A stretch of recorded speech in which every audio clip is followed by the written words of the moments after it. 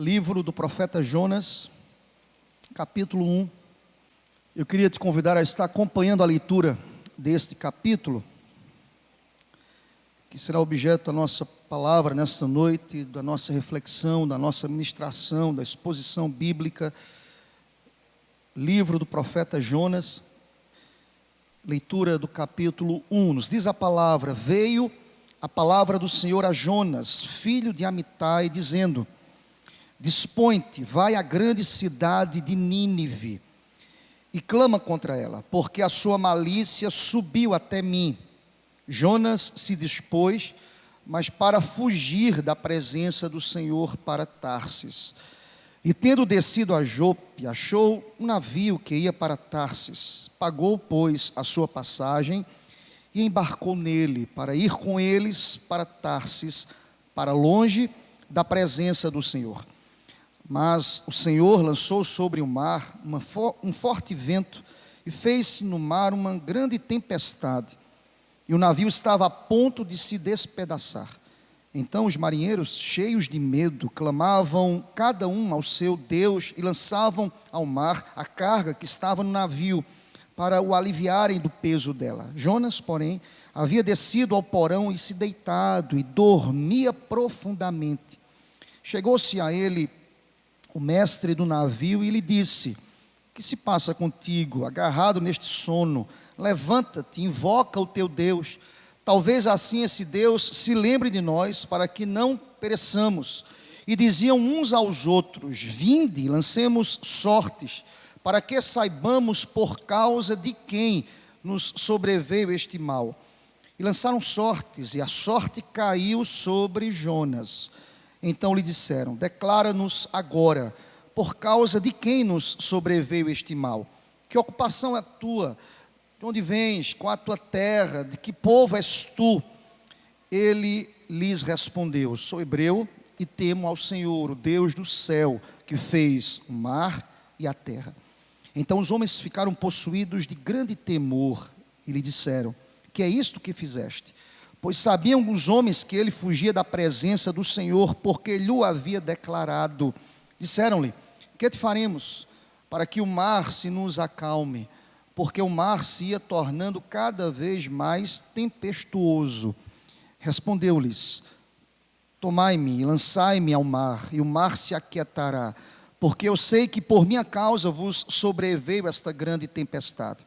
Entretanto, os homens remavam, esforçando-se por alcançar a terra, mas não podiam, porquanto o mar se ia tornando cada vez mais tempestuoso contra eles.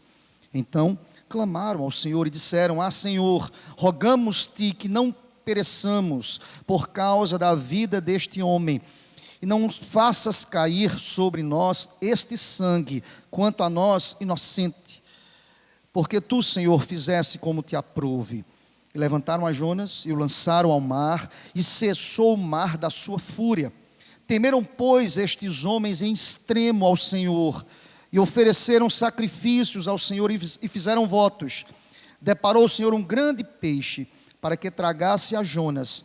Esteve Jonas 3 dias e 3 noites no ventre do peixe. Que assim o Senhor aplique esta palavra às nossas vidas. Aleluia. Amém. Amém, meus irmãos.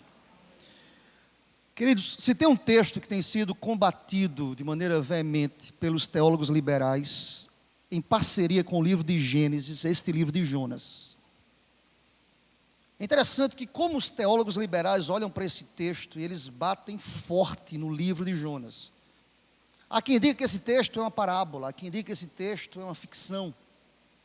Há quem não reconheça a historicidade do texto. Razão que toma o coração de todo aquele que é liberal, que procura argumentar os seus conceitos dentro de um viés extremamente descomprometido com a palavra.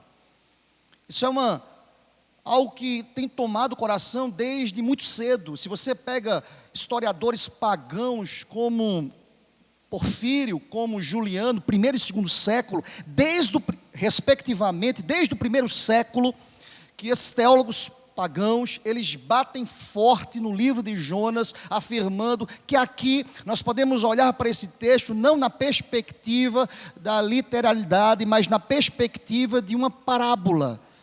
É como se foi contado aqui uma parábola, e nós não podemos tomar esse texto como se fosse um texto literal. Eu sei qual a razão, irmãos, e sabemos qual a razão de um liberal não reconhecer esse texto como um texto literal. Porque esse texto, ele está encharcado, irmãos, de acontecimentos miraculosos. Há uma ação miraculosa nesse texto. O liberal tem algumas complicações com as ações miraculosas de Deus na Bíblia. Eles fogem de textos miraculosos. Eles encontram argumentos para afirmar o seguinte: olha, não, esse texto não é literal. Esse texto não pode ser tomado de maneira literal. Mas eu lhe digo nesta noite, com muita paz no meu coração, olhando para esse texto, nós conseguimos enxergar esse texto na perspectiva histórica. Tudo aquilo que está lido aqui, de fato, aconteceu.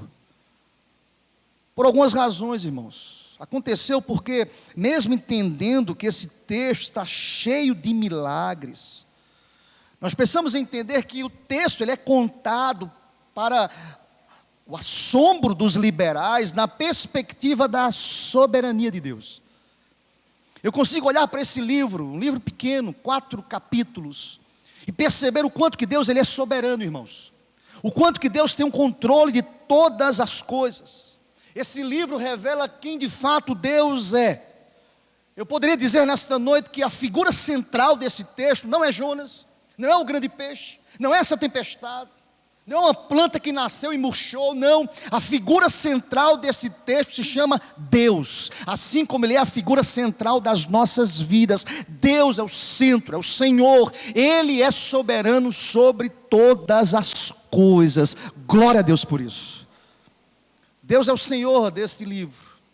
Deus é o centro de cada acontecimento deste livro. Se você estudar esse texto de maneira mais acurada, mais dedicada, com mais atenção, você vai perceber, queridos, que esse texto, este livro, está cheio de milagres. Está abarrotado de manifestações miraculosas. Nós acabamos de orar pelo Gabriel, irmãos, porque nós cremos num Deus que opera milagres. Glória a Deus por isso.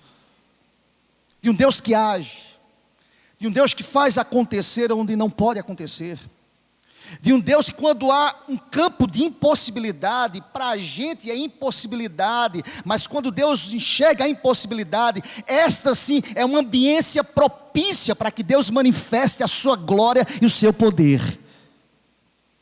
Quando tudo está difícil, impossível, complicado, Deus age. Quando o homem não pode fazer, Ele diz: Lázaro, vem para fora. Quando alguém diz, é impossível reverter, Deus age. Irmãos, Ele é Deus. Para os liberais, esse texto é complicado, Jonas. Porque esse texto vai dizer o seguinte, irmãos, vai dizer que foi Deus que Ele providenciou todas as coisas. Foi Deus que interagiu com o homem aqui. Foi Deus que foi paciente aqui no texto, em todo o livro. Foi Deus que fez perguntas, foi Deus que respondeu, foi Deus que arguiu. A ação soberana aqui é perceptível em todo este livro. Deus transparece, irmãos, em praticamente cada versículo deste livro de Jonas. Deus fala, Deus interage de maneira maravilhosa. A ação soberana de Deus aqui é algo que me chama a atenção. Vejamos, irmãos, foi Deus quem mandou uma tempestade atrás de Jonas, foi Deus quem acalmou o mar quando Jonas foi lançado para fora do barco, foi Deus que deu ordem a um peixe para que este pudesse engolir Jonas, foi Deus que preservou Jonas 3 dias no ventre do peixe, foi Deus quem deu ordens, irmãos, para que Jonas pudesse mais uma vez voltar e pregar aos ninivitas. Foi Deus que de maneira soberana fez brotar uma planta para trazer sombra e alento ao profeta, mas foi Deus também que fez a planta secar. Foi Deus soberanamente, irmãos, que estava no controle da vida do profeta. Se nós retirarmos aqui os milagres de Jonas, do livro de Jonas, esse texto deixa de ser a palavra do próprio Deus, porque a Bíblia Sagrada, ela está repleta de manifestações miraculosas de Deus. O fato de estarmos aqui hoje à noite, isso é fruto do milagre da salvação. Deus operou um milagre nas nossas vidas, por isso que nós estamos aqui hoje à noite. Amém, meu irmão? Ainda a guisa de introdução, irmãos, nós podemos, contra os teólogos liberais, nós podemos dizer que há uma historicidade desse livro. Há um aspecto histórico nele. Diferentemente do que as pessoas afirmam, que não, este livro, pastor, é um livro alegórico. Não, é literal. Por exemplo, se você ler, há uma citação em 2 Reis, capítulo 14, versículo 23 a 27, Jonas é citado nesse texto. Em que contexto, pastor? Há uma realidade histórica aqui. O contexto do reinado de Jeroboão II, quando a nação de Israel estava abarrotada em suas riquezas e muitas vezes se esquecendo de Deus. Jonas é levantado por Deus nesse contexto. Há um relato histórico. Se você anotar aí na rodapé da sua Bíblia, num papelzinho dizendo, e ler depois 2 Reis, capítulo 14, de 23 a 27, historicamente Jonas é apresentado dentro desse percurso da nação de Israel. Jonas, como profeta, como boca de Deus, é levantado nesse contexto. Há um fato histórico aqui que relata a realidade do profeta Jonas, e cita até a filiação de Jonas, lá em 2 Reis, filho de Amitai. Olha para o texto, o versículo 1 diz, veio a palavra do Senhor a Jonas, filho de Amitai. 2 Reis, há um relato histórico sobre isso. Por que nós podemos tomar esse texto como texto histórico, pastor? Porque o próprio Jesus cita Jonas em 2 passagens no Novo Testamento. E uma das citações de Jesus a respeito de Jonas, irmãos, encontra-se em Mateus capítulo 12. Se você quiser conferir esse texto, vale muito ir lá para o texto. Mateus capítulo 12, 38 a 40, há uma citação de Jesus. Naquele contexto ali, aqui, presta atenção, querido, antes de você ler o texto, Jonas é um tipo Cristo. E veja que coisa fantástica. Jesus faz o comparativo dos 3 dias que ele estaria morto, iria ressuscitar, assim como Jonas esteve 3 dias no ventre de um peixe. Eu estarei também 3 noites, 3 dias e 3 noites no coração da terra. Há um relato de Mateus 12, 38 a 40, há um relato histórico. Se você olhar no finalzinho do versículo 40 lá, porque assim como esteve Jonas 3 dias e 3 noites no ventre do grande peixe, assim o Filho do Homem estará 3 dias e 3 noites no coração da terra. É impossível, irmãos, retirarmos a historicidade do livro de Jonas. Eu estou dizendo tudo isso para você, querido, para lhe dizer que nós iremos olhar para esse livro nesta perspectiva que, de fato, tudo aquilo que está escrito e revelado, de fato, aconteceu. E bendito seja o nome do Senhor para sempre. Nós queremos rejeitar toda ideia liberal de que esse livro não é um livro histórico. É um livro histórico, sim. Todas as vezes que eu estudo o livro de Jonas, eu aprendo muito. E eu queria te convidar nesta noite a aprender também, a entender, a olhar para a vocação de Jonas, olhando para esse capítulo 1.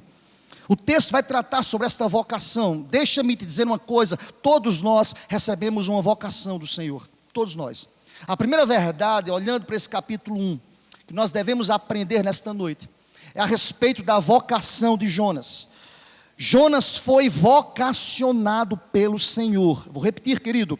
Jonas foi vocacionado pelo Senhor. Olha comigo, versículo 1 do capítulo 1, nos diz a palavra, veio a palavra do Senhor a Jonas, filho de Amitai. Eu quero lhe dizer o seguinte, querido, não existe em nenhum momento da história bíblica, não existe nenhuma vocação longe do Senhor. Percebem? Deus resolve falar com Jonas, Deus resolve se relacionar com Jonas, Deus resolve comissionar Jonas. E aqui algumas pessoas olham para Jonas com alguns preconceitos. Deixa eu te ajudar a quebrar esses preconceitos. Jonas era um homem de Deus, gente. Jonas era um homem de Deus. Mas tem homem de Deus que é complicado. Tem homem de Deus que é difícil. Tem homem de Deus que procura caminhos errados. Veio a palavra de Deus a Jonas, profeta do Senhor. A palavra veio a Jonas, irmãos, de maneira inesperada, de maneira rápida, de maneira autoritativa, de maneira soberana, de maneira em que Deus estabelece em vários textos. Nós temos várias passagens bíblicas, mais de 100 casos no Antigo Testamento em que Deus resolve falar e vocacionar pessoas. Não existe vocação longe de Deus, irmãos. Se alguma pessoa falar para mim, pastor, eu fui vocacionado, eu quero lhe dizer, você tem que ser vocacionado pelo Senhor. Igreja não pode vocacionar ninguém, denominação não traz vocação a ninguém, nenhuma pessoa tem autoridade para vocacionar outra, mas existe um que chama, e esse mesmo Deus que chama é aquele que capacita. Glória a Deus por isso. Veio a palavra de Deus a Jonas. Eu estava pensando sobre vocação, irmãos, eu lembrei de alguns vocacionados por Deus: Abraão, Moisés, Josué, Ruth, Gideão, que Deus resolveu falar, Samuel, Neemias, Esther, Isaías, Daniel, Hananias, Misael, Azarias, Amós, que foi contemporâneo aqui de Jonas, pessoas que foram chamadas por Deus. Eu poderia completar essa lista: Filipe, José, Maria, Agnaldo, Fabiana, André, tantos outros, Jonas, ou Jonatas, tantos que foram chamados por Deus. Não existe vocação longe do Senhor. Jonas é de fato um profeta de Deus, para transmitir a palavra. Agora presta atenção, querido, a primeira verdade aqui é que fica muito claro ao nosso coração na vocação de Jonas, é que de fato Jonas foi vocacionado por Deus. Agora presta atenção, querido, presta atenção, nenhum vocacionado por Deus tem autoridade para pregar aquilo que não é de Deus. Nenhum profeta pode inventar uma mensagem, nenhum profeta pode confeccionar uma mensagem. Nós vamos perceber, irmãos, que aqui no versículo 2, Deus diz exatamente o que Jonas tem que fazer em sua vocação. Olha para o verso 2: dispõe-te, vai à grande cidade de Nínive e clama contra ela, porque a sua malícia subiu até mim. Presta atenção, querido, olha aqui para mim, querido. Jonas de fato foi vocacionado por Deus para cumprir a vontade de Deus. Algumas vezes, algumas pessoas entram em crise porque elas querem procurar realizar suas próprias vontades. Deus é soberano sobre a nossa própria vontade, meu querido, nunca esqueça disso. Você foi vocacionado por Deus para ser instrumento de Deus no seu trabalho, na sua rua, com a sua família, com seus pares, com as pessoas com quem você se relaciona, mas nós temos um compromisso com a mensagem. Deus diz a Jonas: Jonas, você foi vocacionado por mim para ir a Nínive. Há uma missão específica, há um propósito estabelecido por Deus. Aquele que recebe esta vocação, irmãos, não pode reter a mensagem, não pode mudar a mensagem, não pode mexer em seu conteúdo. Por isso que nós defendemos a exposição da palavra. Nós fomos chamados para pregar a palavra, ministrar esse conteúdo. Eu não posso, como pastor, como líder, inventar um conteúdo, mudar o conteúdo, distorcer o conteúdo, porque o conteúdo foi revelado e é suficiente para transformar o mais vil pecador. Você pode dizer amém por essa palavra? Todo aquele que é vocacionado por Deus e tenta arrumar a palavra vai se dar mal. Jonas tentou ajeitar aqui.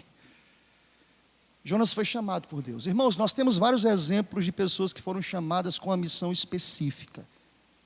A Bíblia está aqui para trazer essa verdade. Eu posso citar para vocês Abraão. O que foi que Deus disse a Abraão, irmãos? O Senhor disse a Abraão: sai da tua terra, sai dos teus parentes, da casa do teu pai. Abraão, vai para uma terra que eu vou te mostrar. Eu, Senhor, te mostrarei e farei de ti uma grande nação. Eu te abençoarei. Eu que vou te engrandecer, Abraão, e tu serás uma bênção. Percebem a mensagem, o propósito, a vocação, o chamado é específico, meu querido irmão. A minha oração é que nesta noite Deus possa comissionar tantos outros para a glória do seu nome. A vocação de Deus é específica. Eu posso citar Moisés.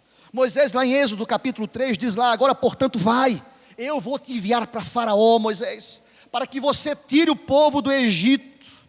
Então Moisés disse a Deus: quem sou eu, Senhor, para livrar os israelitas do Egito? Sabe que Deus disse a Moisés: certamente, Moisés, eu serei contigo. Se eu estou te chamando, eu vou te capacitar. Presta atenção, querido, se Deus tem te chamado, creia, Ele está contigo. Glória a Deus por isso.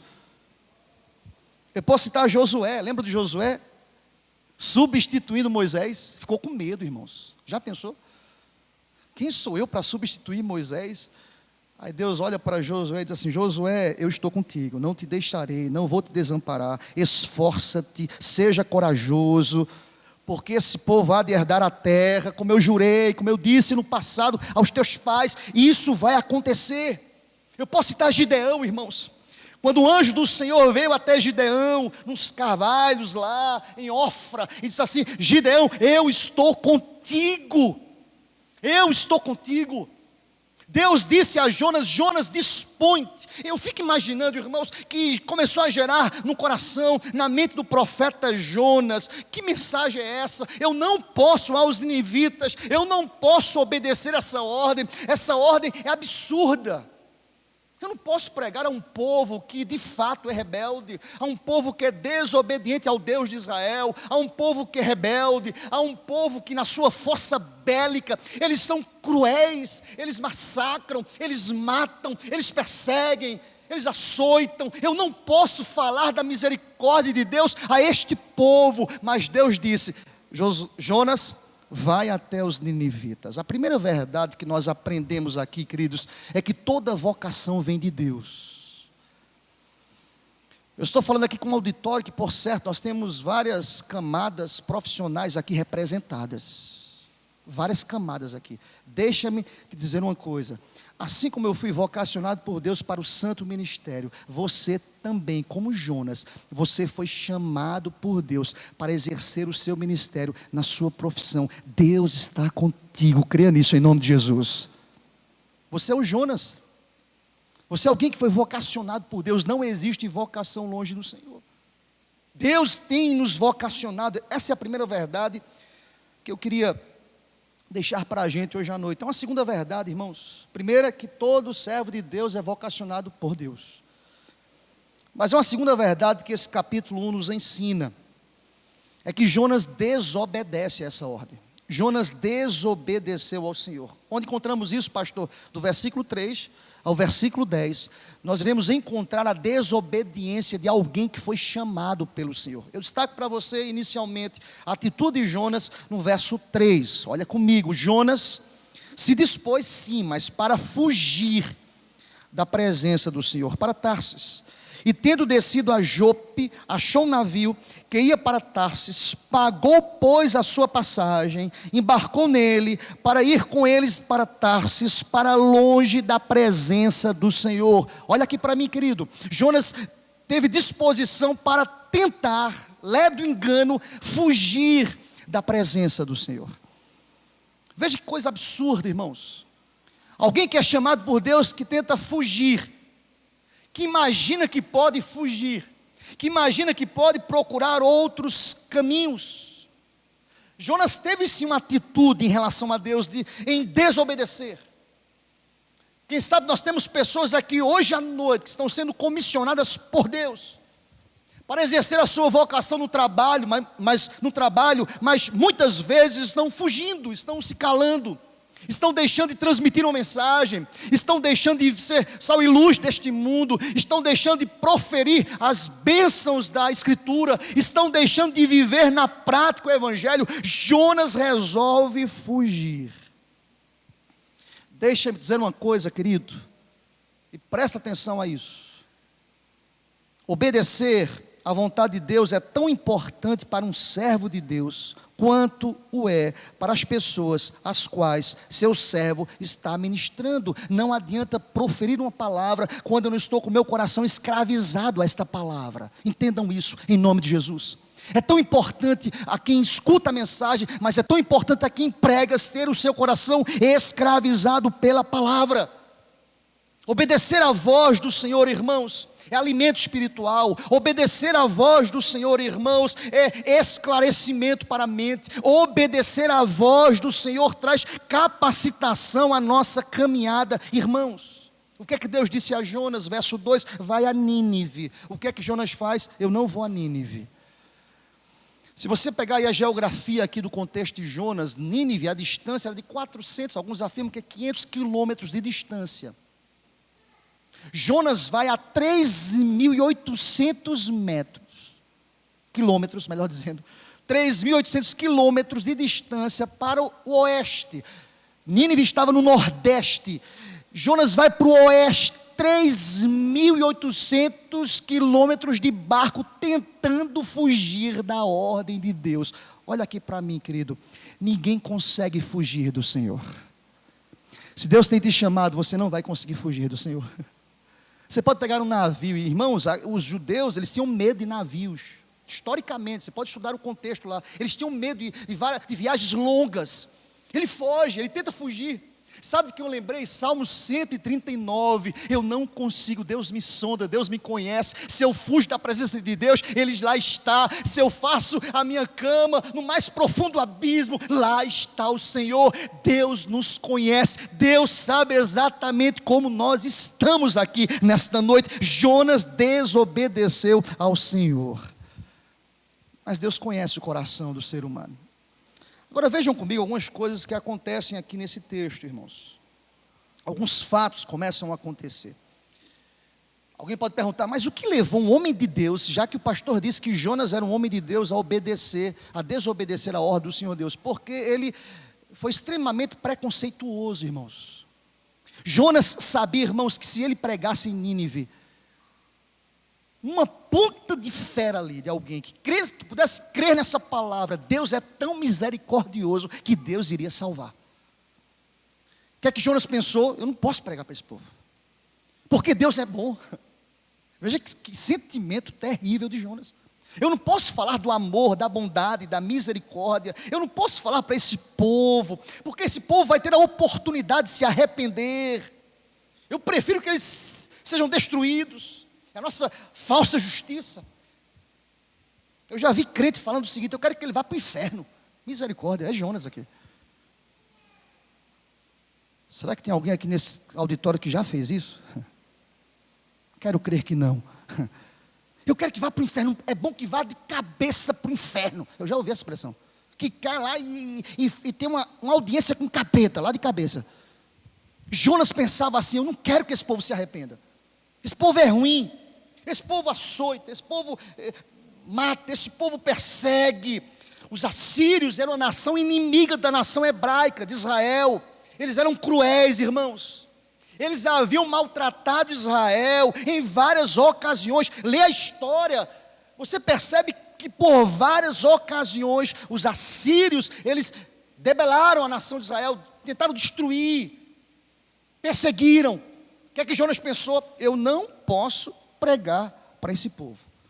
Agora veja para o verso 4 que diz a palavra: mas o Senhor fez o quê? Quem é soberano, irmãos? O Senhor. Olha o que diz o texto: o Senhor lançou sobre o mar um forte vento, e fez-se no mar uma grande tempestade, e o navio estava a ponto de despedaçar. Olha aqui para mim, querido. Às vezes eu encontro crente falando o seguinte: tem tantas coisas terríveis acontecendo na minha vida, só pode ser o capeta. Às vezes a tempestade é promovida pelo próprio Deus. Deus é soberano, Deus é Senhor. Todas as vezes que nós desobedecemos a um chamado de Deus, Deus, Ele não vai olhar para essa desobediência e aplaudir, dizer: olha que coisa boa, meu filho é desobediente. Não, Ele repreende, Ele corrige, Ele exorta, Ele molda, Ele alinha, Ele quebra as arestas, Ele diz não, Ele repreende. Jonas começa a partir do verso 4 a receber, irmãos, uma repreensão, uma reprimenda, porque Deus, Ele é cirúrgico em seus tratamentos. Jonas começa a ser tratado. Agora presta atenção comigo, o verso 5 aí, olha comigo, por gentileza, querido. Olha o texto. Quando nós começamos e deixamos de ouvir a voz de Deus, Nós ficamos até frios espiritualmente, nós não nos preocupamos com a vida dos outros. Olha o verso 5: então os marinheiros, cheios de medo, clamavam aos seus deuses e lançaram ao mar a carga que estava sobre o barco para aliviarem o peso do navio. O que Jonas estava fazendo, gente? Dormindo. Eu estou falando aqui de pessoas que não criam em Deus, estavam aperreados. É claro, pesa aqui o senso de autoproteção. Todos nós somos assim. O senso de autoproteção, de correr, de fugir. Tem gente que tem uma reação contrária, que vai para cima de alguém que tenta assaltar, né? Tem gente que corre para cima, tem gente que fica parado, tem gente que corre, tem gente que... várias reações. Jonas dormia. Até certa vez eu ouvi alguém muito experiente dizer o seguinte: eu tenho medo da minha reação diante de um assalto. Eu tenho medo, eu não sei o que eu vou fazer. Tem gente que corre, tem gente que grita. Conta-se que uma senhora que foi assaltada, quando assaltada, conta-se, os mais antigos, que quando o ladrão abordou, ela disse assim: tem um exército a meu favor. O cara bateu em retirada, irmãos. Cada um usa a sua estratégia, tá certo? Os anjos do Senhor acampam-se ao meu redor. Tem gente que usa uma estratégia. Cada um tem sua reação. Jonas dormiu. Agora, sabe o que me chama a atenção, irmãos? É que aqueles que não criam em Deus começaram a clamar, a pedir, a tomar providências, e Jonas dormia. O texto continua, irmãos, nessa desobediência de Jonas. E nós percebemos o que diz o verso 6. Então chegou o mestre do navio e disse: que passa contigo? Quem é você, cara? Todo mundo está aqui sofrendo, angustiado, você está dormindo. Levanta, faz alguma coisa, seja homem, cara. Levanta aí, o que está acontecendo com você? Clama ao teu Deus, irmãos. Estou falando de um pagão pedindo a um filho de Deus para orar. Olha aqui para mim, querido. Às vezes acontece isso. Às vezes tem um ímpio que diz assim: meu irmão, você não é crente, então ora. O negócio vai mal, a situação está difícil. Às vezes o crente está fazendo coro com o ímpio. Meu Deus, vai dar tudo errado, não vai dar certo. Isso aqui vai virar uma praga, vai destruir. Aí o ímpio diz: você é crente, sou. Então ora, você não crê em Deus? Ora aí. Um ímpio disse a Jonas: Jonas, ora, clama ao teu Deus, versículo 6. Quem sabe o teu Deus se lembre de nós, para que não pereçamos. E diziam uns aos outros: vinde, lancemos sortes, verso 7, para que saibamos por causa de quem nos sobreveio este mal. E lançaram a sorte, e a sorte caiu sobre quem, gente? Jonas cairia. Deus estava no controle de tudo. Aí vejam só, irmãos, verso 8: então lhe disseram: declara-nos agora, não tinha como fugir mais, sobre por que sobreveio este mal para a gente aqui. O que é que você faz da vida? De onde você vem? Qual é a tua terra? Qual é o teu povo? E aí, sabe o que Jonas vai dizer no verso 9? Eu sou hebreu, sou judeu, e temo ao Senhor, o Deus do céu, que fez o mar e a terra. Olha aqui para mim, queridos, às vezes a nossa ortodoxia está bem aprumada, mas a nossa prática está muito longe daquilo que nós proferimos como crença. Jonas é a tipificação disso. Eu temo a Deus, eu creio em Deus, mas ele estava fugindo das suas responsabilidades como profeta. Ele estava fugindo das suas responsabilidades espirituais. Ele estava deixando de orar, ele estava deixando de buscar a Deus. Ele diz assim: eu temo a Deus, eu sou hebreu. Irmão, você sabe o que quer dizer que era hebreu nessa época? Quer dizer o seguinte: eu sirvo a um Deus poderoso, mas eu estou com medo, eu estou aqui dormindo, eu não estou assumindo as minhas responsabilidades.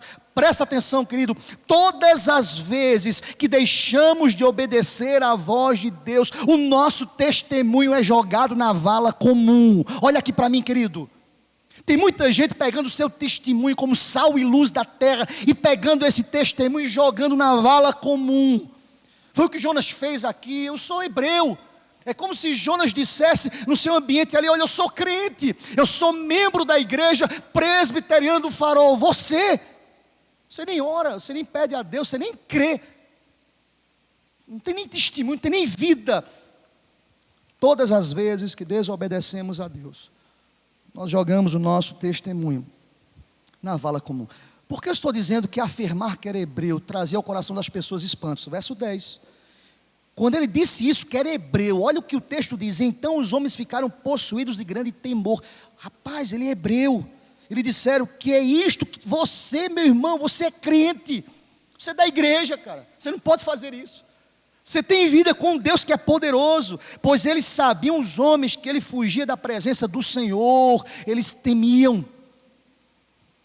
Irmãos, às vezes acontece isso, eu já atendi muitas pessoas, muitos jovens, por exemplo, em que eles disseram assim: pastor, eu estava num ambiente tão terrível, que o meu colega que estava praticando aquele ato pecaminoso me disse: rapaz, o seu lugar não é aqui, você não é desse lugar. As pessoas temem o Deus que nós servimos. Deus é poderoso, irmãos. E nesta noite estou dizendo para você que você foi vocacionado por Deus, assim como eu fui vocacionado, em nome de Jesus. Não desobedeça a voz do Senhor. Mas há uma terceira e última verdade que o texto ensina. Jonas foi vocacionado por Deus, Jonas desobedeceu a Deus, mas Deus não nos deixa impune, Deus nos corrige. Jonas sofreu as consequências da sua desobediência. Onde encontramos isso, pastor? Do versículo 11 ao versículo 17, a desobediência de Jonas foi tratada. Deus pune, Deus corrige a quem ama. Deus, ele molda o coração do homem que é desobediente. Eu estava lendo uma frase de Charles Spurgeon, pastor batista, reformado. E Charles Spurgeon dizia o seguinte: Deus nunca permite que seus filhos sejam bem-sucedidos em pecar. Presta atenção, querido. Quem peca jamais será bem-sucedido. Deus não permite isso. Para quê? Por quê? Porque Deus nos ama. Jonas é a prova cabal que Deus não permite que o pecado possa lograr êxito na vida de um crente. Lembra a pergunta de Asaf? Por que os ímpios prosperam? Porque eles não têm o Espírito de Deus. Porque a vida para o crente é mais difícil. Porque quando o crente peca, erra, falha, ele fica triste, ele fica recluso muitas vezes, ele sofre, as coisas complicam, porque nós fomos marcados pelo sangue carmesim de Jesus. Presta atenção, querido, nós somos raça eleita, povo de propriedade exclusiva de Deus. Se você crê nisso, diga amém, eu creio. Jonas era de Deus, meu irmão. Diz a palavra que Jonas, ele foi tratado. O que é que diz a palavra? O Senhor Deus corrige a quem ama e açoita a todo filho a quem recebe. Ele açoita, ele corrige. E presta atenção ao texto, porque o texto vai dizer o seguinte, que Deus, ele, de maneira soberana, ele trata Jonas. Ele molda o coração de Jonas. Ele exorta Jonas. Olha para o verso 11. Jonas sofre as consequências da sua desobediência. Irmãos, olha para o verso 11. Disseram-lhe: que te faremos? Para que o mar se nos acalme. Olha o texto, o mar ia se tornando cada vez mais tempestuoso, a coisa ia complicando, irmãos. Respondeu-lhes: tomai-me e lançai-me ao mar, disse Jonas, e o mar se aquietará, porque eu sei que por minha causa vos sobreveio esta grande tempestade. Presta atenção, querido. Quem é de Deus sabe exatamente como anda a sua vida espiritual. Olha aqui para mim, querido. Jonas aqui é sincero, aqui diz assim: eu sei porque isso está acontecendo. Vez por outra, conversando com algumas pessoas, eu pergunto: meu irmão, como está a sua vida de piedade, de oração, de leitura da palavra? Ah, pastor, estou relapso. Busque isso ao Senhor. Ah, pastor, as coisas estão complicadas para mim. Irmão, está sendo fiel a Deus? Seus dízimos, no seu compromisso com Deus, no seu tempo. Algumas pessoas imaginam que ser dizimista é devolver a 10ª parte. Não, irmãos. Essa é a parte mais simples do mandamento. Ser fiel a Deus é fiel em todas as áreas. A primazia, porque somos tão egoístas, tão capitalistas em nossas relações sociais. Algumas pessoas imaginam que ser fiel a Deus é simplesmente devolver a 10ª parte. Não, irmãos, é muito mais do que isso. É muito mais do que isso na perspectiva da graça. É dar a primazia do tempo, do coração, da força física, da disposição. É dizer a Deus todos os dias: Deus, eis-me aqui. É ser fiel a Deus de fato, irmãos. Jonas estava sendo infiel e Deus estava tratando o seu pecado. O que é que Jonas diz? Eu sei porque Deus está fazendo isso com todos nós. Eu sou pecador. Jonas reconhece. Olha para o verso 13. Entretanto, os homens remavam, esforçando-se por alcançar a terra, mas não podiam, porque o mar se ia tornando cada vez mais tempestuoso contra eles. Olha aqui para mim, querido, eu estou falando de pessoas pagãs, que eram mais piedosas do que alguém conhecia a Deus. Eles estavam se esforçando para não lançar Jonas no mar. Vamos cuidar dele, ele errou, mas vamos cuidar dele. Presta atenção, querido, às vezes acontece isso conosco. Pessoas que não conhecem a Deus, pessoas que não são evangélicas, pessoas que não conhecem a palavra, pessoas que não amam a palavra, às vezes estão mais preocupadas com as nossas vidas do que nós. Conhecemos o amor, conhecemos a misericórdia, que conhecemos a bondade de Deus.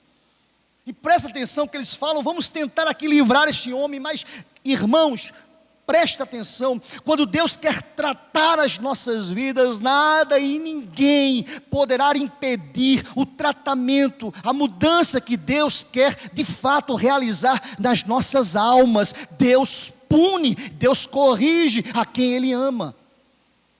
Quem sabe você está aqui hoje à noite dizendo, pastor, dura esse discurso, ouvir que Deus me pune, que Deus corrige. Sabe por que Deus faz isso comigo e com você?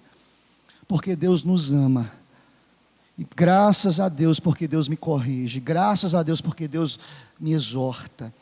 E o texto caminha para o seu final, irmãos, porque vejam comigo, eles começaram a clamar ao Senhor, verso 14, e disseram, Senhor, rogamos-te, gente, estou falando de gente pagã aqui clamando ao Senhor, já que o crente não ora, vamos orar, gente, já que ele não está buscando a Deus, vamos buscar, no desespero, irmãos, todo mundo grita por Deus, é assim ou não é, gente?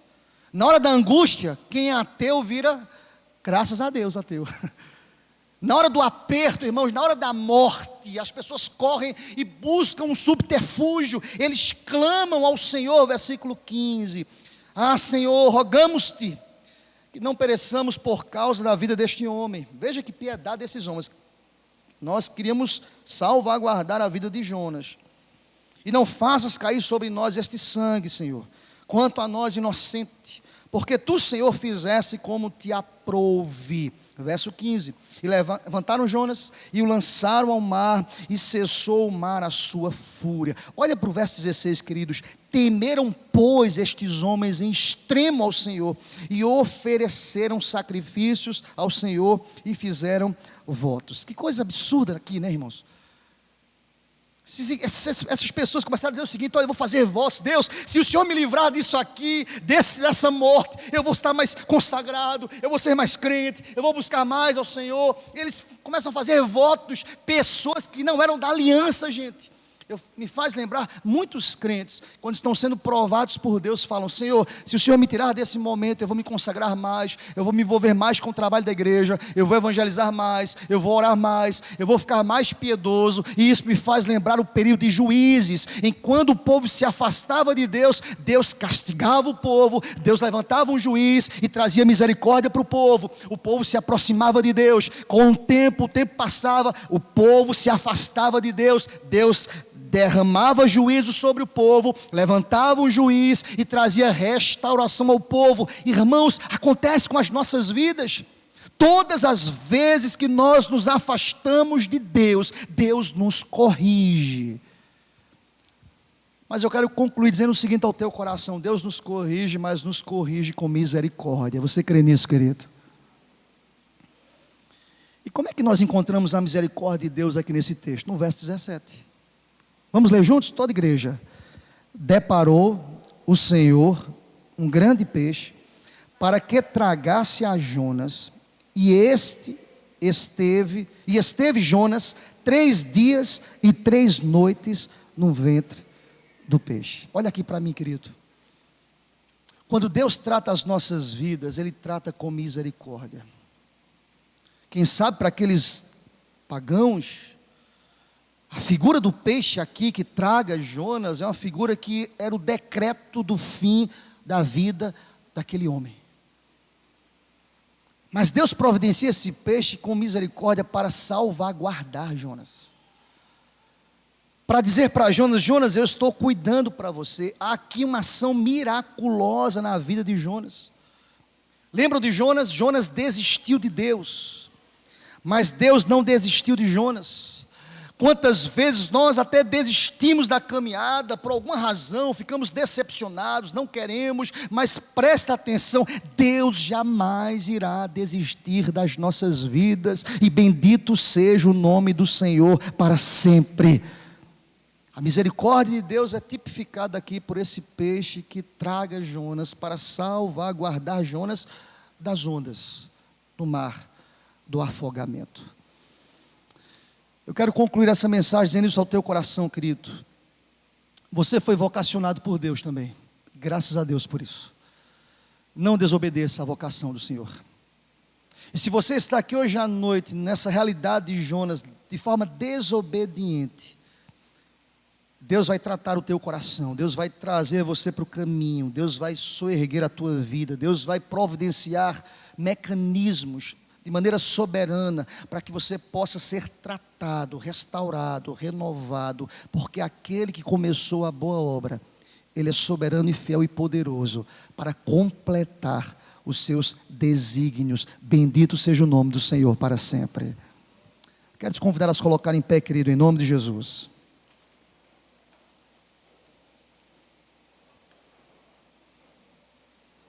Eu quero convidar o grupo Louvor a vir aqui à frente.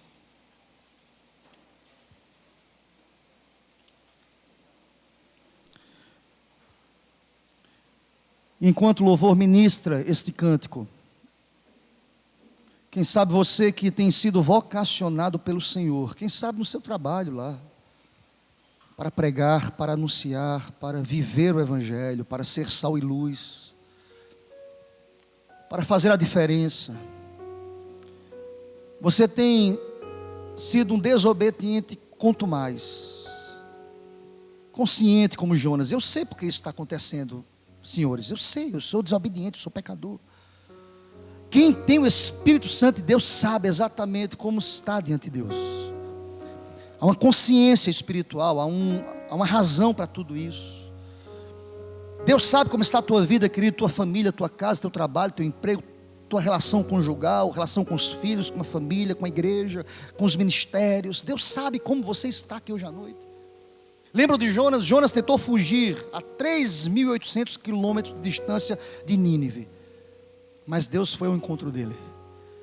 Quantas pessoas que tentam fugir de Deus? Quero te dizer nesta noite, é impossível se ausentar da presença do Senhor. O que devemos fazer? Pedir perdão. Nesta noite, diga ao Senhor Deus: Deus, perdoa-me, perdoa-nos, restaura-me, transforma o meu coração.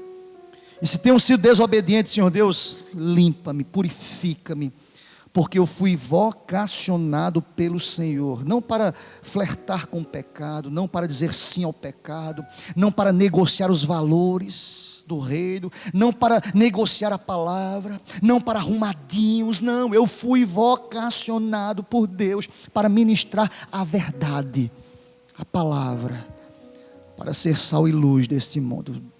Eu tenho certeza, querido, que esta palavra foi ministrada pelo Senhor a vidas que precisam ouvir esta palavra. Ah, pastor, mas se eu for me posicionar no ambiente que eu estou, eu vou perder o emprego, querido. Olha aqui para mim. A palavra de Deus nos diz: é melhor o pouco na justiça do que o muito na desonestidade. Olha aqui para mim, querido, Deus está falando. Não tenho dúvidas disso. Deus está ministrando nessa noite. É melhor o pouco com justiça. Deitar a cabeça no travesseiro e falar: Deus é o Senhor, que é o Deus da provisão. E o pouco na justiça é entender o que Abacuque disse: pode até me faltar, Senhor Deus, gado no curral. É tão bom quando o curral está abarrotado de gados. É tão bom ter fartura, é tão bom ter abundância. Mas o Abacuque diz: pode até me faltar, pode faltar o fruto, mas todavia eu deito meu travesseiro, minha cabeça no travesseiro, todavia eu posso me alegrar no Deus da minha salvação. Pode faltar o gado, pode faltar o fruto na videira, pode faltar a fartura aí, eu não posso completar um mês, Senhor,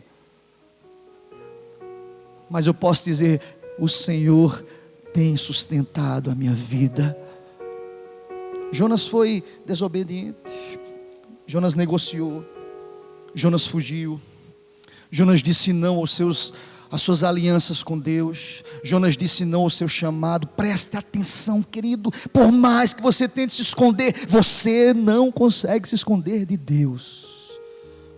Você pode pegar um barco existencial, você pode ir para um Tarsis da existência, mas Deus sabe exatamente onde você se encontra. E presta atenção, querido, se o mar ficar revolto, se as coisas começarem a acontecer de maneira estranha, olha aqui para mim, diga a Deus: Deus, muito obrigado, porque a tua misericórdia tem me alcançado. A misericórdia na vida de Jonas foi tipificada por este grande peixe que o preservou. Presta atenção, querido, Paulo vai dizer que Deus tem guardado o nosso bom depósito. Quem preserva é Deus. O peixe foi instrumento, irmãos. Quem preserva é o Senhor. Deus tem preservado as nossas vidas. Bendito seja o nome do Senhor para sempre. Aleluia. Amém.